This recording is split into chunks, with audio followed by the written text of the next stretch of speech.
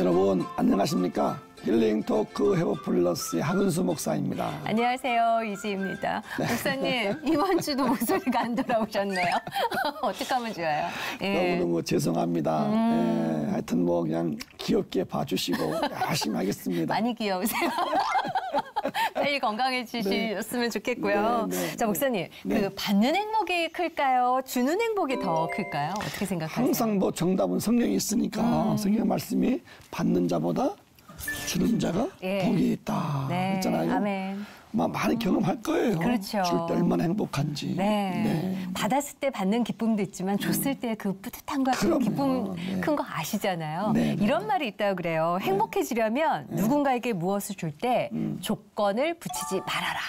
그러니까 줄 때는 정말 아무 생각하지 않고 아낌없이 그 뒤 생각하면서 이익을 따지고 주는 게 아니라 조건 없이 주는 그 사랑. 아, 이런 본을 보이시면서 살고 계시는 목사님이 계셔서 저희가 정말 어렵게 섭외해서 이 자리에 모셨습니다. 이천 우리 지구촌교회 이인수 목사님 모시고 이야기 나눠보겠습니다. 어서 오십시오. 안녕하세요. 아, 너무 감사합니다. 골조만 올려진 채 빚더미 투성이었던 이천 영광교회.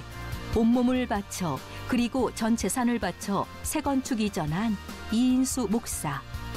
병원에서 의대 진학을 지원받았지만 주의 종으로 부르심을 받고 병원에서 쫓겨나 공사장 노가다를 뛰게 되었는데 노가다 경험을 통해 건축에 직접 참여, 사상 최초 지구본 2개의 교회를 대로변에 세우고 5대양 6대륙 세계 선교 비전을 향해 돌아가는 우리 지구촌교회 이인수 목사의 삶과 신앙 스토리를 함께 만나본다. 인상이 너무 좋으시네요. 네. 그런데 여러 방송 채널에서 초청해도 다 거절했대요. 그러니까요. 오늘 처음 나오셨다. 네, 너무너무 고맙습니다. 정말 보석 같은 목사님이시네요. 우선 카메라 보시고 우리 시채널 시청자들 인사 한번 해주시죠. 안녕하세요. 반갑습니다. 우리 지구촌 교회를 섬기는 이인수 목사입니다. 시채널 시청자 여러분 반갑습니다. 이렇게 조용히 목회하는 목사이기 때문에 이런 자리에 서도 될까 싶을 정도로 송구한 마음이고 또 떨리는 마음입니다. 사실은 지금까지 이렇게 시골에서 조용히 목회하는 목사인 연거로 나오는 제 자체도 두려운 마음도 있고 또 이렇게 자격이 안 된다라고 생각하기 때문에 사뭇 이런 자리에 이렇게 한 번도 온 적이 없지만 오늘 기왕 왔으니까 최선을 다하겠습니다. 아멘. 시청자 여러분 반갑습니다. 고맙습니다. 야, 그렇게 각종 방송국에서 섭외하려고 그랬는데 그렇게 안 나오시다가 저희 프로그램 나오셔서 너무 감사하고요. 고맙습니다. 이천을 시골이라 하시면 안 될 것 같아요, 목사님께는. 예, 이천 자랑 좀 해주시죠. 교회 자랑도 해주시고. 이천은 일단 물이 좋아요. 그리고 이천에 물이 좋고 기후와 토질이 좋다 보니까 이천 쌀이 유명하고 너무 유명하죠. 그리고 이천에는 감사한 것은 현재 국회의원도 크리스찬이고 시장님도 크리스찬이에요. 그러다 보니까 2달에 한 번씩 시청에서 목회자들, 직원들, 시장님 이렇게 모시고 기독교 연합회 주관으로 예배를 드려요. 와, 시청에서. 그 예배 드리면서 나라와 민족을 시청을 위하여서 또 이천시 시민들을 위해서 기도하는 시간들을 이렇게 2달에 한 번씩 갖다 보니까 정말 은혜로운 그리고 경찰서에서도 예배 드리고 또 국회의원 사무실에서도 또 예배 드리고 참 예배가 이렇게 늘 있는 시라서 그런지 그다지 이렇게 범죄도 없고 편안하고 참 좋은 일이 많이 있는 도시예요. 감사해요. 한 3만 명 정도 시민들이 살고 교회는 한 300개 교회 정도를 되고 있습니다. 평안한 도시예요. 큰 도시네요. 큰 도시에서 교회를 또 하고 계시고. 지금 이천에서 기독교 연합회 회장도 하고 계시는 거잖아요. 인상이 미소가 참 좋아요. 그러십니까? 고맙습니다. 누가 봐도 나는 행복한 목사입니다. 행복해요. 뭐 목회가 행복하고 이렇게 느껴져요, 목사님. 너무 감사한데 우리 지구촌 교회 개척하신 교회예요? 아닙니다. 그건 아니에요. 실은 제가 청빙 받아서 온 교회요. 1996년도 5월 첫째 주일날 사실은 청빙 받아서 오긴 왔는데 와서 보니까 한 30여 명 정도 모여 있는 교회인데 건축을 하다가 교회가 부도가 났어요. 부도가 나서 더 이상 건축이 중단되어 있는 상태고 지하실에 임시로 예배를 드리고 있는 상황이고 그렇게 된 이유는 건축하다가 교인들이 다 떨어져 나가버리고 또 목사님과 관계가 이렇게 나빠지게 되고 사채빚을 그 당시 1억 한 4천만 원 정도 갖다 썼고 나중에 알고 봤더니 공사 잔금이 그 당시 아직도 1억 그리고 또 은행빚이 또 1억 96년도에 96년 그 당시 사채빚 1억 한 4천이면은 지금으로 계산하면 한 10억도 넘는 돈이죠. 그런 어떤 상황에서 제가 그 시골 이천이다 보니까 제가 섬기던 교회에서 지원을 해주던 그 시골 교회였죠. 그게 이제 제가 섬기던 그 부목사로 있었던 교회에서 지원해주던 교회였는데 이 목사가 한번 내려가서 그 부도난 교회인데 어떻게 한번 살려봐야지 않겠느냐. 그게 동기가 돼서 내려오게 됐습니다. 그 어려운 교회를 부임을 하신 거네요. 어떻게 수습을 하셨어요? 이게 보통 일은 아니었을 것 같은데.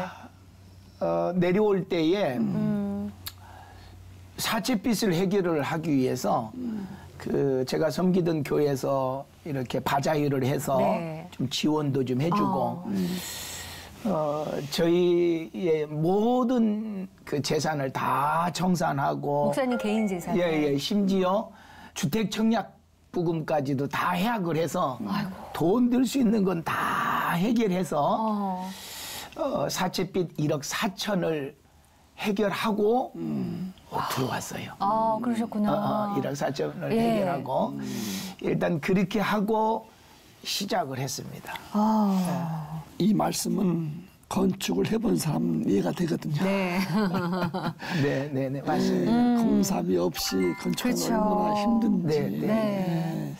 뭐 사실은 1억 4천 빚을 해결하고 왔지만 해답이 없죠. 그렇죠. 교회는 아시바가 세워져 있고 공사하다가 중단되어 있기 때문에 아이들이 공사 현장에 와서 뭐 똥 싸놓고 뭐 오줌 싸놓고 뭐 그런 상황이었는데 그래도 어쨌든 제가 젊은 목사가 와서 교회의 건축을 계속 진행을 해 나가야 된다라고 하는 생각, 부담을 가지고 이제 어떻게 시작을 해야 되는가 그래 기도하다가 참 감사한 것은 제가 섬기던 교회의 그 집사님이 목사님 우리 사업장에 오셔서 예배 한번 인도해 주세요 라고 부탁이 있어서 그 사업장에 가서 예배를 인도했는데 그 당시 목사님 고맙습니다라고 500만 원을 그 당시 500만 원이면 엄청 큰 돈인데요. 야 이건 하나님의 뜻이다. 그래서 교인들에게 500만 원을 내놓고 우리 건축 시작하자. 이거 하나님의 뜻이다. 그러면서 교인들한테 없는 가운데서도 좀 작정 좀 하자. 그렇게 시작을 다시 이제 힘을 내서 시작을 했습니다. 직장 끝나고 퇴근하고 교회 와서 저녁 늦게까지 막 온 교인들이 공사에 참여하시는 거예요? 참여하는 거예요. 온 교인들이 참여하는 거예요. 돈이 없으니까 이제 일당제로 사람들 이렇게 필요한 사람들, 기술자들 이렇게 등용해서 네. 하다가 젊은 목사가 돈을 가지고 시골에 내려왔다는 소리 듣고 공사 잔금 못 받은 사람들이 와서 네. 데모하고 멱살 잡고 돈 내놔라고 아이고. 멱살 잡고 뭐 온갖 협박이 막 심해지고 또 그런 어떤 지경 가운데 놓여 있을 때에 또 감사한 것은 네. 저를 한번 불렀던 그 집사님이 또 부르는 거예요. 사업장 예배 한번 더 드려달라고. 그래서 갔더니 진짜 요번에도 500만 원 또 주는 거예요. 그래서 그 돈을 가지고 외상으로 빌려다가 쓴 자재 네. 그 가게들 찾아갔어요. 100만 원 봉투 넣고 200만 원 봉투 넣고 네. 100만 원 봉투 넣고 철근을 빌려다 쓰고 목재를 빌려다 쓴 사장님한테 가서 네. 한 2, 3년 동안 못 갚았던 그 빚을 200만 원을 주니까 네. 깜짝 놀라는 거예요. 그래서 제가 하나님이 주신 지혜죠. 네. 젊은 목사가 이 교회에 왔으니까 공사를 마무리해야 되니까 외상으로 자재를 좀 대주십시오. 네. 그랬더니 이제 고민에 빠진 거예요. 그렇죠. 한 2, 3년 동안 돈을 한 푼도 못 받고 있다가 200만 원을 받았잖아요.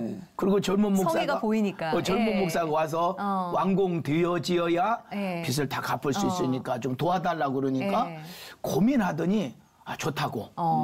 그래서 철근이 되었던 목재가 되었던 네. 자재들 그 외상으로 빌려줘서 쉽지 않은 일이라. 네, 그래서 그분들이 빌려준 거 가지고 네. 일당으로 이렇게 건축을 시작을 해서 예. 어렵게 건축 마무리를 하면서 IMF가 터졌어요. 아이고. 시기가 그때쯤이었군요. 예. 사실은 와서 또 보니까 내 집 가지고 살아가는 사람이 시골인데도 한 가정도 없어요. 그래서 우연찮게 내 집을 가지고 있는 분이 등록을 했어요. 네. 아파트 한 채 있는 분이. 그래서 한 달 정도 지난 후에 제가 조심스럽게 이렇게 집을 좀 담보로 이렇게 은행빚을 좀 갚게 좀 도와달라고 그랬어요. 네. 그랬더니 그 다음 주부터 안 나와요. 지금까지 안 나와요. 어떡해요. 예. 그런 상황이었어요. 그렇게 어렵게 건축을 이렇게 마무리하면서 네. IMF가 터졌어요. 그러셨구나. 어쨌든 그 고비를 다 그렇죠. 넘어오시면 예. 거기다가 또 건축할 때 보면 또 뭐 동네 분들이 도와주면 좋은데 오히려 뭐 핍박도 그러니까요. 방해도 하고. 네, 참 많았어요. 거기에 불교 그 교회 앞에 연립주택이 있거든요. 네. 예, 연립주택에 사는 사람들이 이제 교회가 아파트 밑에 땅에 뚝 꺼진 교회였어요. 그 큰 도로변에서 잘 안 보이는 네. 꺼진 교회였는데 꺼진 교회다 보니까 도로를 내면서 이게 흙을 살짝 높였어요. 흙을 높이니까 당신네들 연립이 낮아진다고 막 데모하고 높이지 못하도록 네. 저녁에 되면 옥상에 올라가서 교회다가 돌을 던지고 아이고. 목사 나와라고 막 소리를 지르고 그 당시만 해도 저도 30 이제 한 5, 6이었으니까 우리 집 식구도 젊었고 네. 어리고 그러니까 무서워서 막 벌벌벌 떨고 저녁에는 교회 나오지도 못하고 막 그랬었어요. 예. 나중 막 핍박이 너무 심했죠. 그걸 참 극복하면서 이겨오느냐고 건축 당시 고생을 많이 했어요.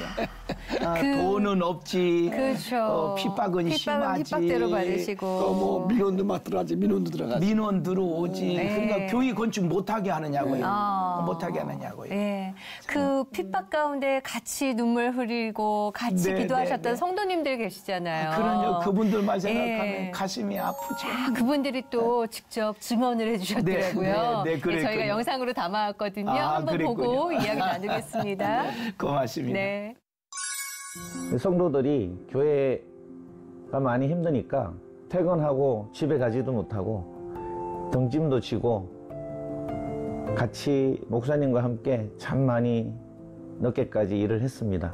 새벽에 나와서도 새벽기도 끝나고도 일을 하고 퇴근하고도 일을 하는 일들이 반복되다 보니까 성도들도 참 많이 지쳐 있었습니다. 담임 목사님이 그때 많이 힘드셨지만 더 힘든 것은 밤늦게 이웃들이 와서 행패 부리고 멱살잡이하고 참 그랬었는데 우리 성도들이 사실 잘 못 보살펴드렸어요. 왜냐하면 온 성도들이 다 지쳐 있었거든. 그래서 목사님을 그때 잘 보필하지 못했던 게 지금도 가슴이 아픕니다. 건축 중에 IMF가 가서 물질적으로 힘들었지요. 성도들 층계에서 줄 서서 벽돌 나르고 또 모래 지어 나르고 그랬던 일들이 있었던 것 같아요. 나라적으로도 IMF 때문에 힘들었고 우리는 숫자도 너무 열악한 데다가 뭐 얼마나 가진 것이 있었겠어요. 다들 어려웠지. 그 상황 속에서 이거를 감당해야 되는데 하나님만 믿고 따라갔던 것 같아요. 그 하나님이 은혜로 됐고 그다음에 우리 목사님 사모님이 이곳에 오셔갖고 전 재산을 올인을 하셨어요. 가정도 돌아보지 않고 자녀들도 돌아보지 않고 온전히 건축을 위해서 헌신하셨거든요. 그래서 그 어려운 상황을 잘 이겨냈던 것 같아요. 눈물이 핑 돌잖아요. 저희도 지금도 눈물이 핑 돌잖아요. 그렇죠.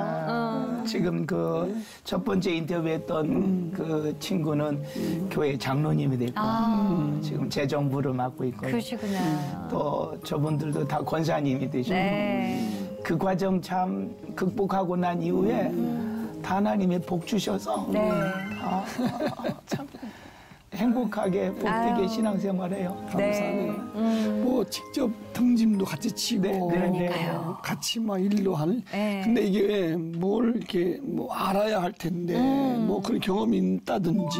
네네네. 그런 경험이 있었어요. 경험이. 제가 직접 그 지도하고 일을 시키고 할 수 있었던 이유는 흔히 그 건축업의 노가다에 경험이 있습니다. 젊을 때. 경험이 있습니다. 한 어느 정도 일을 하셨어요? 1977년도 3월 달에 서울에 올라왔어요. 서울에 중학교를 졸업을 하고 이렇게 올라왔는데 사실은 중학교도 아버지가 이렇게 술 드시고 집안 살림 보살피지 않고 어머니가 어렵게 자식들 이렇게 양육하고 교육을 시켜왔는데 중학교 다니면서도 육성회비를 못 내서 사무실에서 공부하고 있으면 사람이 올라와서 쫓겨났어요. 그렇게 쫓겨나기를 서너 번 그렇게 하면서 중학교 졸업을 이렇게 마치는 날도 다른 친구들은 교복을 입고 졸업을 하는데 저는 그 사복 바지를 입고 교복을 사주는 사람이 없어서 위에들이 교복은 동네 형님 거 빌려서 그 명찰이 동네 형님 거 명찰이 졸업 사진에 아 그러셨구나. 그러니 뭐 그 졸업을 마치고 제가 어머니에게 서울에 올라간다. 못 올라가게 하죠. 네가 서울에 아는 사람이 있냐, 와라는 사람이 있냐, 또 가진 것이 있냐, 배운 것이 있냐. 그걸 제가 고집을 끝까지 피웠어요. 그리고 저희 어머니가 내 고집을 이렇게 꺾을 수 없음을 느끼고 나는 내가 서울에 올라가서 공장 생활해서 내 막내 여동생 가르쳐야 된다. 그래서 저희 어머니가 결국은 승낙을 해주시면서 세 가지 약속을 요구했어요. 어머니가.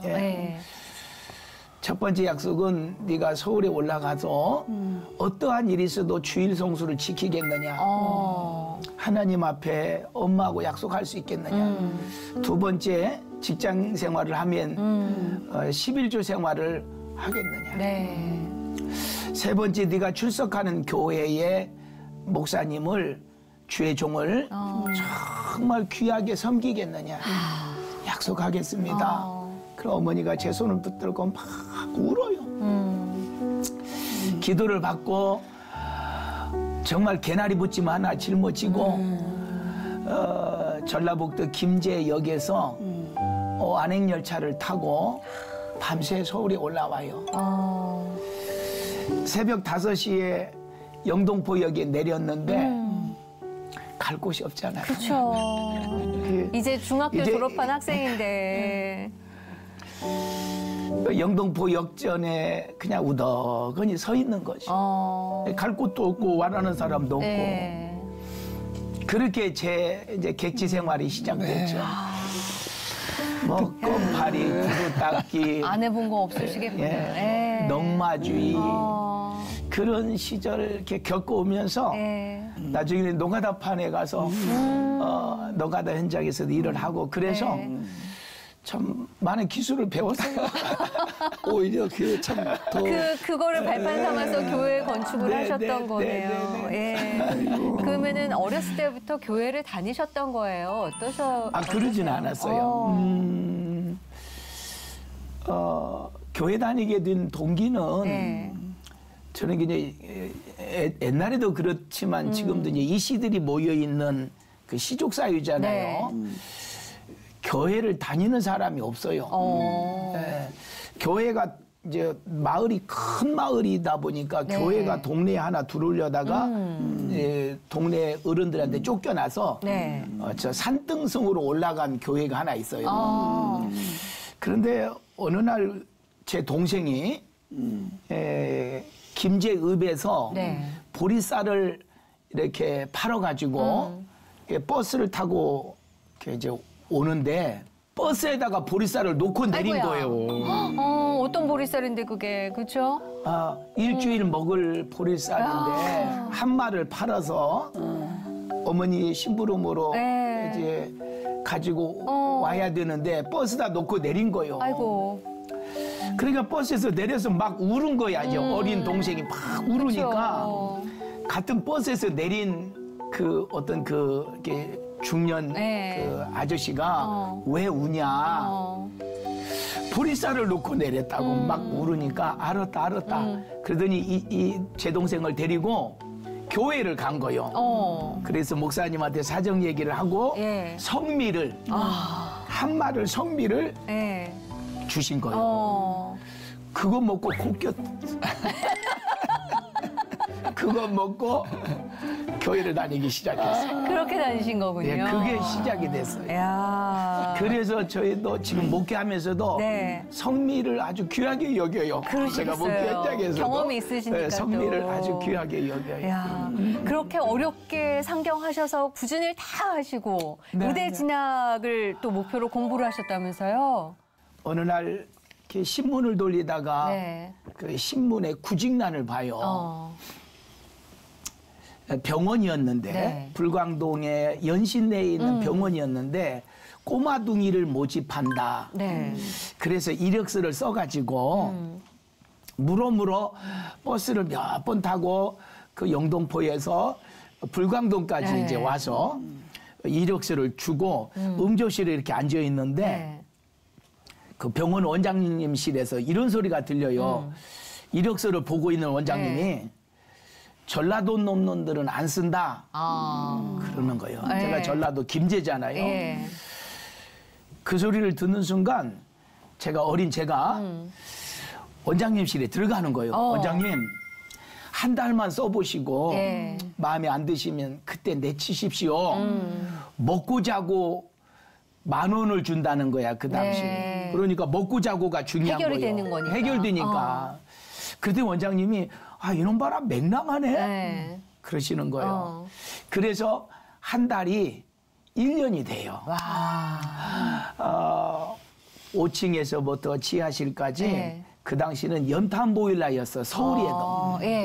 입원실도 연탄 넣고 드르륵 집어넣었다가 뺐다 하는 병원에서도 병원에서도요. 그 당시 70년대에 연탄 다 갈고 5층에서부터 지하실까지 다 마대로 청소하고 지하실에 연탄 다 갈고 그리고 심부름 다 하고 저녁에는 숙직을 해요.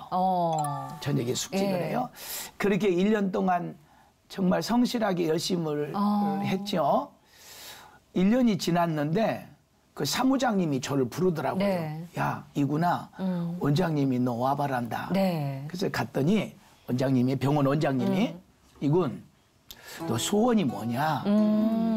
원장님, 저 고등학교 다니는 게 소원입니다. 그랬더니 네. 좋다. 야간 고등학교를 다녀라. 그러시는 거요. 네. 제가 이제 고생을 해봤잖아요. 정말 열심히 공부를 해요. 주간에는 일을 하고 네. 시간 되면 가방 들고 막 학교를 뛰는 거죠. 저녁 늦게까지 공부하고 와서 새벽 2시까지 숙직실에서 공부를 하는 거예요. 열심히 공부했죠. 어느 날 우연치 않게 원장님이 제 통지표를 봐요. 그러더니 원장님이 야, 이군 너 공부 잘한다. 그러시는 거예요. 네. 열심히 했습니다. 네. 그랬더니 우리 원장님이 이군 너 의대 한번 목표로 공부해볼래? 야, 동기부여를 주시고. 그러시는 거예요. 아, 예, 하겠습니다. 네. 그 당시 우리 그 병원의 원장님 큰아들이 카이스트 대학교 4학년이었고 그다음에 둘째가 서울대 법대생이었고 막내 딸이 이화여자대학교 1학년이었어요. 그리고 혼잣말로 중얼거리시면서 이놈들이 내 뒤를 하나 이을 놈이 없다. 그러시는 거예요. 네. 그래서 제가 의대 목표로 공부하겠다 그러니까 주간에는 서울역에 있는 제일학원을 보내주는 거야. 주간에? 주간에는 일할 시간에? 일 안 시키고 학원에 가서 공부해라. 예. 그리고 야간에는 학교 가서 공부하고 뭐 전교 1등하죠. 이야. 당연히. 주간에는 학원 가서 공부하고 야간에는 학교 가서 공부하고 네. 의대를 목표로 열심히 공부를 하는 거죠. 그랬던 제가 고등학교 2학년 2학기 때 네. 제가 다니던 그 불광 이동 동북교회 그 양상동 목사님이 섬기는 교회 부흥회에 참석했다가 부흥회 때 은혜를 받으면서 방언을 받았어요. 고2 때. 고2 때 방언을 받으면서 나도 모르는 사이에 제가 죄종이 되겠습니다. 그런 거예요. 역사적인 날이 되어버렸군요. 그 사실을 우리 간호사가 같이 부흥에 참석했던 네. 우리 간호사가 원장님한테 일렀어. 사무장이 나한테 심각한 표정을 짓더니 이구나 너 원장님이 와봐란다. 네. 그러는 거예요. 그래서 갔죠. 그랬더니 이군 너 이 간호사가 하는 말이 맞냐? 네. 무엇이요? 너 목사 된다고 그랬다며? 네. 제가 얼음이 돼 있어요. 예. 알았다. 나가 있어. 네. 사무장님이 나한테 왔어요. 이군, 너 어떡하냐? 그래요. 왜요? 너 나가란다. 원장님하고 약속을 어겼으니까 네. 나가란다. 원장님은 또 안 믿는 분이셨나 봐요. 원장님이 불교인이에요. 불교인. 예. 제가 원장님 바지 쪼그리를 붙들고 막 울면서 애원을 하는 거예요.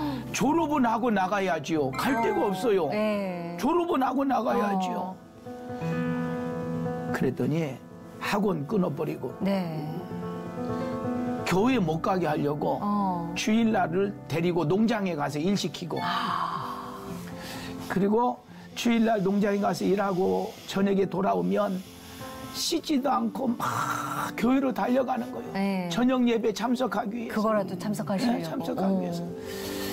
졸업을 하자 말자 아무것도 안 주고 그냥 쫓겨났어요. 쫓겨나서 그때 또 이제 파란만장한 인생을 또 삽니다. 예. 그 당시 개포동 아파트 현장 막 지으려고 할 때에 네. 그때 주일산업에 들어가서 개포동 아파트 현장에서 계속 일을 해요. 그러다 보니까 이제 노가다 하면서 목수일도 배우고 그때 온갖 배우셨군요. 일들을 다 배우니까 네. 그래서 교회 건축할 때 많은 도움이 된 거예요. 결국은 이제 의대를 네네. 포기하고 어쨌든 신학교를 한 거잖아요, 그죠? 네네네. 나중에 신학을 하고 목사가 됐고 지금 이제 교회 오셔서 목회하고 계신 건데 여기 이천영광교회 건축도 하시고 소문 듣기로는 전임 목사님도 잘 모셨다고 사실은 그 당시 와서 보니까 전임 목사님하고 이분화가 됐어요. 그 오해가 있었고 또 마음이 나눠지고 그런 상태에 있었는데 어쨌든 제가 이제 후임자로 왔으니까 전임 목사를 잘 섬겨야 할 거 아니에요. 그래서 제가 섬겼던 교회 목사님하고 이렇게 같이 이제 의논이 돼서 저희 교회에서 매월 50만 원을 지원하고 제가 섬겼던 교회 목사님 중심으로 이렇게 해서 전임 목사님을 필리핀으로 선교사님으로 파송했어요. 파송을 했어요. 그리고 저희 교회에서는 매월 그 이후로 100만 원씩 그렇게 그 당시 지원을 해드리고 또 그분이 이제 필리핀 계시다가 이렇게 이제 한국에 오시게 되면 예전에 목사님하고 마음 상했던 분들 다 무릎을 꿇고 용서기도 해주세요. 주회종하고 관계가 나쁜 상태에서는 하나님의 은혜 안 주신다. 제가 이제 설명을 다 하고 목사님이 다 용서기도 해주시고 또 이제 화목한 관계가 되고 그리고 이제 어렵게 그 IMF 막 터지고 그러면서 건축 마치고 전임 목사님 제가 후임자니까 1억을 해드렸어요. 그 당시. 그러니까 교회인들은 안 된다고 막 저를 붙들고 안 된다고 그러는 거죠. 그래도 빚을 내서라도 전임자를 잘 섬겨야 하나님이 축복한다. 저는 그런 목회 철학이거든요. 그래서 1억을 드리고 목사님이 필리핀에 가셨다가 한 3개월이 멀다고 오셔요. 오시면 내가 건축한 교회 그러면은 저는 뒤에서 다 아멘 받고 교인들이야 난리가 났어. 자기들이 다 아는 일인데 목사님은 속도 없느냐고 막 그래도 전임자다. 그래도 전임 목사다. 또 헌금 싹 해서 세어보지도 않고 딱 드려요. 그러면 한 3개월이다 또 오셔요. 그러면 강단에 또 세워. 그러면 또 헌금해서 또 이렇게 섬겨드리고 그렇게 9년간을 섬겨드렸어요. 쉽지 않은 일을 하셨네요. 저는 주의 종은 하나님이 기름 부어 세운 종이니까 마음 아프게 하면 안 된다. 그런 철학이에요. 그렇게 해서 또 잘 섬기셨고 지금 그렇게 그 처음에 부임하셨을 때 어렵게 건축을 하셨잖아요. 지금 또 우리 지구촌 교회를 또 건축하신다는 얘기를 들었어요. 코로나 시국에요. 이 땅을 22년 5월 달에 입당을 했거든요. 건축 마치고요. 코로나 시국에 건축을 시작했었던 이유는 원래 있었던 교회가 큰 도로에서 밑으로 꺼진 교회예요. 잘 안 보여요. 안 보이다 보니까 하긴 그곳에서도 기적이죠. 안 보이는 교회에서 사실은 재직교인들이 1200명까지 됐었으니까요. 출석교인들만 해도 500~600명이 됐으니까요. 안 보이니까 교회가 어디 있는지도 모르는 거예요. 제 목사로서 맺힌 것이 보이는 곳에 좀 교회가 좀 건축되어 봤으면 여기 교회 있습니다. 여기 교회 있습니다. 진짜 여기 있습니다라고 하는 도로변에다가 교회 좀 건축하자. 그렇게 시작해서 지금은 여한이 없을 정도로 큰 도로변에다가 건축했습니다. 마무리가 다 된 건 거죠, 그러면? 큰일 하셨네요, 진짜. 저도 가다 봤는데 큰 대류본에 교회가 잘 서져 있고 멋진 것은 큰 지구본. 지구본 앞에 딱 있어서 내가 보면서 야, 참 교회가 멋있다. 지구본도 멋있고 뭐 의미가 있겠죠, 그죠? 뭐 선교적인 의미인가? 설계할 때에 요즘은 교회 설계 보니까 십자가를 이렇게 감추더라고요. 예전에는 교회 건축하면 십자가는 당연히 옥상 꼭대기에 그쵸. 우뚝 서 있는 게 십자가였잖아요. 네. 지금은 박스를 만들어서 설계를 보니까 십자가를 감췄더라고요. 그래서 저는 그거 원치 안 한다. 예. 십자가를 왜 감추냐. 근데 요즘은 트렌드가 그렇대요. 예. 그 모습을 이렇게 설계된 모습을 이렇게 저희 집 식구가 보더니 네. 십자가는 위로 올리고 감춰진 그 박스에다가 네. 지구본을 하나 그려놓자. 아, 사모님 의견이었군요. 저희 집 식구가 지구본을 하나 그려놓자. 그러더니 인터넷에서 지구본을 다 찾아서 네. 지구본을 갖다가 이렇게 올려놓으니까 이 설계하시는 분이 장로님이었는데 네. 깜짝 놀라는 거예요. 야. 이런 아이디어가 어떻게 나올 수 있느냐. 네. 그래서 이 지구본을 옥상 그 십자가 탑 와. 그 위에 예. 그리고 난 다음에 지구본을 그 십자가 탑에다가 넣고 그 위에 십자가 탑을 놓기로 했어요. 와. 그 지구본을 그려 넣긴 넣지만 이게 어떻게 만드냐 이 말이야.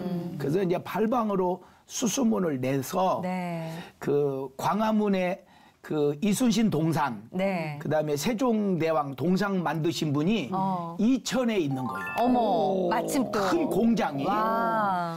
그래서 그분을 찾아가서 네. 우리가 이런 지구본을 만들려고 그런다. 지름 5.5m. 아, 어마어마한 거네요. 어마어마하죠. 그래서 그분한테 이제 의논을 했더니 자기가 만들어 보겠대. 네. 지구본을 만들어 보겠대. 그래서 이제 만들었어요. 몇 달 걸려서 이제 어렵게 만드는 그쵸. 거예요. 우리 장로님하고 저하고 이제 만드는 과정도 가서 보고 마지막에 마무리를 될 때 이제 와락에서 네. 갔어요. 그랬더니 그 사장이 목사님 이 지구본을 옥탑에다가 올리기는 너무 아깝습니다. 자기가 만들긴 만들었지만 이렇게 잘 만드는 지구본이 이 지구상에 하나밖에 없는 네. 지구본인데 옥탑에다가 올리면 안 보이지 않습니까? 네. 그러니 이것은 잘 보이는 대로변 1층에다가 놓읍시다 그러는 거죠. 예. 그래서 이제 급히 이제 당위를 했죠. 근데 그렇게 하자. 이제 장로님들도. 예. 그러면 옥상에다가는 또 하나 만들어서 올리고 정말 이 지구본이 이렇게 목사님 보셨다시피 돌아갑니다. 아, 심지어 돌아가기까지 해요? 돌아가요. 그리고 이 지구본이 5대양 6대주 그 지구본 있잖아요. 네. 그걸 똑같이 만들었어요. 이체식으로요. 와. 똑같이 만들었어요. 그래서 진짜 좋은 그 오리지널 지구본을 1층에다 놓고 네. 옥상에 올라가는 것은 FRP로. 지구본이 2개 있는 교회는 아마 역사 이래 우리 지구촌 교회밖에 없을 거예요. 야, 그만큼 지구본을 그냥 놓은 게 아니라 네, 정말 네, 네. 세계를 향한 그 비전을 맞습니다. 품으시고 네, 놓으신 네, 게 아닐까 네, 네. 싶은 생각이 들어요. 해외 선교도 많이 하시고 장학금도 예, 네, 네. 많이 주신다고 얘기 들었어요. 실질적으로 지구본을 그렇게 놓다 보니까 이천 영광교회 이름이 안 맞는 거야. 그 지구본에 걸맞는 네. 교회 이름이 있어야 되겠다. 응? 그러다 보니까 교인들하고 의논을 나눠보니까 지구촌 교회로 하자. 지구촌 교회는 인터넷 찾아보니까 많아. 네. 그러면 우리 자를 집어넣으니까 하나도 없어. 그러면 우리는 이제 아울러지잖아요. 예. 이제 우리 지구촌 교회 그랬더니 이게 잘 어울리는 거예요. 그래서 교회 이름까지도 우리 지구촌 교회 글로벌적으로.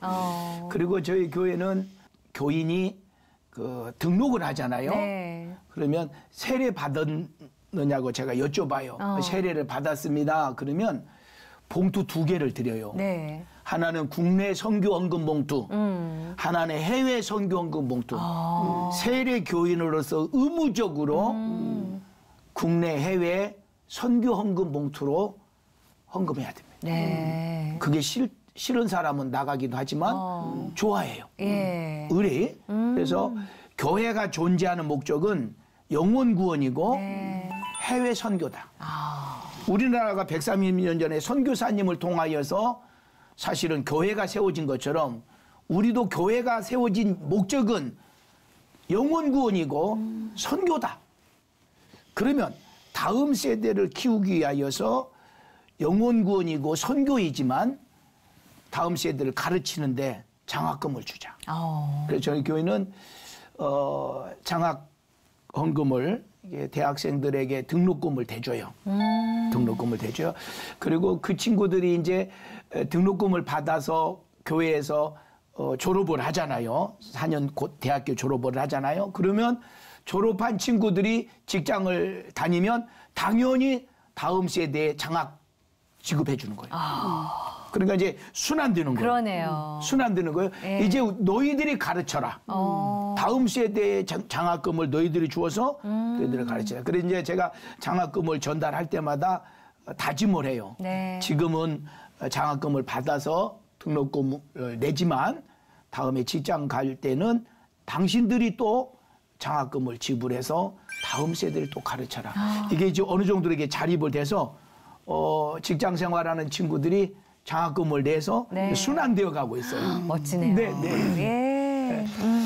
아이고, 뭐 너무 깊이 있게 빠진다 보니까 네. 네. 목회가 너무 재밌고 신나 보이고. 네네, 행복해요. 처음에 인사하실 때 시골에 묻혀 있다가 그랬는데 이게 뭐 나오니까 막 그냥 이 에너지가 네. 어디가 시골이고 집에 넘치잖아요. 네. 앞으로 얼마나 참 더 신나게 재밌게 목회하실까. 네네, 목회가 기대가 되고 네. 행복하고 네. 그러게요. 교인들이 이렇게 참 목사님 목회에 이렇게 행복하게 해줘요. 교인들.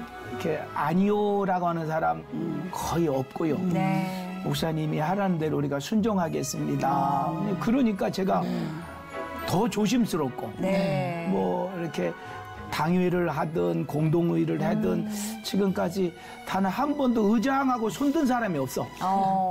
감사하죠. 네. 감사하죠. 목사님 목회 방침대로 순종하겠습니다. 네. 그러니까 뭐 앞으로도 네. 행복한 교회, 행복한 교회 되시길 바라고. 네. 뭐 한 가지 뭐 기도 제목이랄까, 뭐 바람이랄까 있습니까? 네, 기도 제목은 솔직히 이제 건축을 한 150억 들여서 땅값 빼고 건축해놓고 보니까 아무래도 빚이 있죠. 네. 제가 건축하면서 할 수만 있으면 성도들이 부담이 안 되고 행복한 가운데서 건축했으면 좋겠다. 네. 왜냐하면 건축하다 보면 교인들이 마음 상하고 애전교회도 건축하다가 시험 들어서 다 나가고 그 모습을 보면서 저는 건축하면서 전혀 한 가정도 나간 가정이 없어요. 은혜네요, 그거. 그 참 은혜죠. 예. 한 가정도 건축 마치고 난 다음에 계속 새로운 성도들이 오는데 예. 놀라운 일이 있어요. 지구본 보고 와. 제가 이제 그 등록을 할 때에 어떻게 오셨습니까? 저희 교회 오시게 된 동기가 어디 있습니까? 물어보면요. 지구본 보고 왔습니다. 그러는 지구본에 자석 딸려가듯이 이렇게 아니요, 그 정말 그런 내가 거예요? 지구본을 보고 교회를 그동안 쉬었는데 지구본 있네? 옆에 보니까 십자가가 있는 거예요. 다시 교회 나가볼까? 어머. 그렇게 하고 온 사람들이 10명이면 3명이야. 야. 진짜 은혜요. 그래서 우리가 뭐라고 말하냐면요. 지구본이 전도해준다. 진짜입니다. 진짜입니다. 네.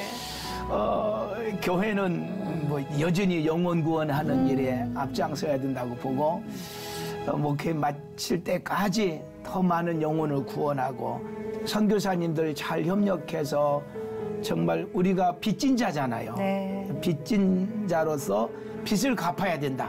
저 늘 그런 부담을 가지고 있어요.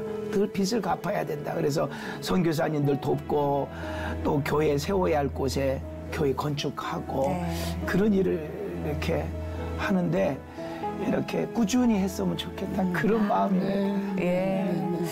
오늘 이렇게 귀한 말씀과 시간을 나눠주셨는데 간증 처음이라고 하셨잖아요, 목사님. 이런 자리에 나와서 처음입니다. 어떠셨어요? 떨리기도 하고 처음에 제가 왔을 때는 괜히 한다고 해가지고 이렇게 네. 신경 쓸 필요가 뭐 있을까 이런 생각을 또 가졌어요. 네. 근데 또 한편으로는 그 소명교회 목사님이 그래도 나가서 하셔야 다른 사람에게도 또 이렇게 알려짐으로 은혜가 됩니다라고 해서 아멘하고 왔거든요. 네. 그 처음 마음하고 지금 끝나면서 느끼는 마음하고는요 조금 달라졌다. 그래서 잘했다. 네. 부족하지만 짧은 간증을 통해서 우리 시채널을 이렇게 보시는 시청자들이 더 은혜 받고 도전 받고 회복되어졌으면 좋겠다. 아멘. 그런 바람입니다. 네. 오늘 이렇게 귀한 시간 내주셔서 목사님 너무 감사합니다. 네, 고맙습니다. 감사합니다. 우리 시청자 여러분 너무너무 죄송합니다. 컨디션이 제가 너무 안 좋을 때 방송을 해서 예. 넉넉한 마음으로 이해해 주시고요. 오늘 우리 이인수 목사님 네. 김제에서 정말 그 서울 오셔가지고 고생 많이 하셨는데 네. 하나님께서 붙잡으셔서 멋지게 쓰시는데 예. 앞으로 더 크게 멋지게 쓰임 받기를 기도하겠습니다. 정말 주님께 드리는 헌신은 주님께서 다 지켜보시고 주님께서 가장 좋은 걸로 또 보내주시잖아요. 그 보냄받은 거를 또 흘려보내는 삶이 성도의 삶이 되지 않나 한 번 더 배운 것 같습니다. 오늘도 주님과 동행하는 평안한 하루 누리십시오. 고맙습니다. 감사합니다.